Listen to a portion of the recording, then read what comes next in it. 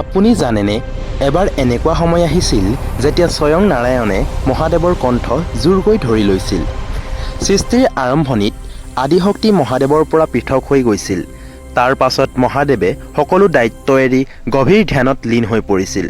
নাৰায়ণে জানিছিল মহাদেৱ হৈছে পশুপতি, জীৱ-জন্তুৰ ওপৰত অত্যাচাৰ তেওঁ কেতিয়াও সহ্য নকৰে। এই লীলাৰ অংশ হিচাপে নাৰায়ণে গৰুড় দেৱক আদেশ দিলে সাপসমূহৰ চিকাৰ কৰিবলৈ। গৰুড়ে নাগৰাজ বাসুকীৰ ওপৰত আক্ৰমণ কৰিলে। ভয়ংকৰ যুদ্ধ আৰম্ভ হ'ল আৰু বাসুকীয়ে সহায়ৰ বাবে মহাদেৱক আহ্বান জনালে। মহাদেৱ তৎক্ষণাৎ উপস্থিত হৈ ক'লে, বাসুকীক এৰি দিয়া। কিন্তু গৰুড়ে উত্তৰ দিলে, এইটো মোৰ নাৰায়ণৰ আদেশ, মই পিছ হটিব নোৱাৰোঁ। এই কথা শুনি মহাদেৱ অতি ক্ৰুদ্ধ হৈ উঠিল। তেতিয়া স্বয়ং নাৰায়ণ উপস্থিত হ'ল। দুজন মহাশক্তিৰ মাজত ভয়ংকৰ সংঘৰ্ষ আৰম্ভ হ'ল। যুদ্ধ শেষ কৰিবলৈ নাৰায়ণে মহাদেৱৰ কণ্ঠ জোৰকৈ ধৰি লৈছিল। সেই চাপ ইমান শক্তিশালী আছিল যে মহাদেৱৰ ডিঙিত চিন পৰি গ'ল। ক্ৰুদ্ধ মহাদেৱে নিজৰ ত্ৰিশূলেৰে নাৰায়ণৰ বুকু বিদীৰ্ণ কৰিলে।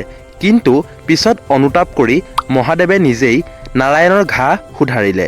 নাৰায়ণে মৃদু হাঁহি মাৰি ক'লে, এই সকলো মোৰেই লীলা আছিল।